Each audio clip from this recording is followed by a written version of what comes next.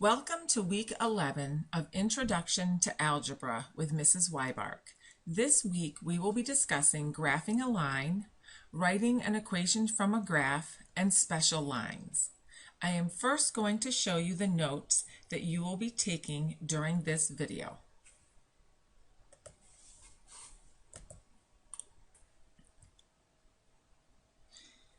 You will be taking 5 pages of notes to go along with this week's video. There are several places that I have included a graph. You may have picked up graph paper such as this in class, and you are welcome to include this in your dictionary, or you may carefully draw the graphs by hand. It is your choice. Because there's a lot of detail, I'm going to show you a half a page at a time. So this is the beginning of page 1. And this is the second portion of page 1. Page 2.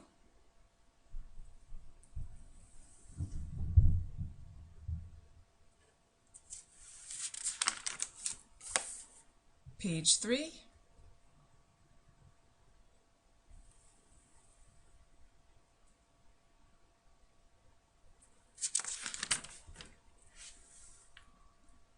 Page 4,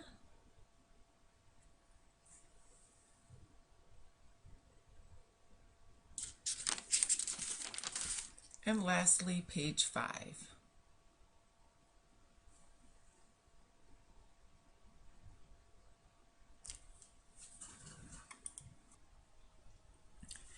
There are 3 ways to graph a line. A line can be graphed using any 2 points to form a line. You can graph a line when given 2 points, a table, or an equation. Please keep in mind that a line segment is a line that goes between 2 points and it has distinct endpoints, such as this example down here. A line goes on indefinitely in 2 directions. Therefore, the ends of a line are represented by arrows. In algebra, we will almost always be working with the lines and not line segments. Therefore, keep in mind to always draw arrows on the ends of your lines.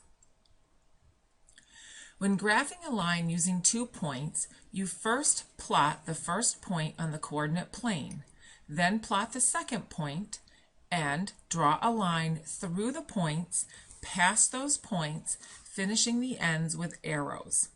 In this example, I'm going to draw a line containing the points -2, -2, and 2, 1. So first I would plot the point -2, -2. I would then plot the point 2, 1 and draw a line through these points with arrows. I can also graph a line using a table. Tables are often represented vertically, such as in this example here. There will be x and y values, which create pairs. Each pair of x and y values can be used to write a point. So when x is -2 and y is 1, I get the point -2, -1, which can be plotted here on the coordinate plane. My next pair of points or values is -1, 0, which gives me the point -1, 0, and can also be plotted. I continue to plot all the values in the table and then join them using a line which has arrows on the ends. Sometimes tables are given vertically. Don't let this confuse you. X and Y values are still given in pairs. They're just represented in a different format. So here, x of -2 is still paired with -1, and I get the point -2, -1. This table contains all the same points as the vertical table on the last slide. It's just shown in a different fashion. Therefore, I would plot the same points and again connect my points using a line that has arrows on the ends. You can also graph a line when given an equation. Preferably, we like to use the slope-intercept form known as y equals mx plus b. Remember that b is the y-intercept. This is the point where the line intersects the y-axis. and m is always the slope, which stands for rise over run. My first step in graphing a line from an equation is to place a point on the y-axis at the value of b. I get this value by looking at my equation and identifying b. I then start at the y-axis and I use the rise to count up or down, up for positive, down for negative, and then run to count to the right to find the next point. I then draw a line through the 2 points. For example, if I am asked to draw the line for y equals 3/4 x plus 2, I have to identify that b is 2 and m, or slope, is 3/4. I would first plot a point at y is 2 because that's my b value, my y-intercept. So I have the point 0, 2. Starting at 0, 2, I then use a rise of 3 up because it's positive and a run to the right of 4. And I can then plot a second point, 4, 5. Lastly, I draw a line through these 2 points with arrows on the ends. Our second big topic this week is writing an equation from a graph. This is the exact opposite of what we just did. In this case, I am given a graph and I need to determine what the equation is.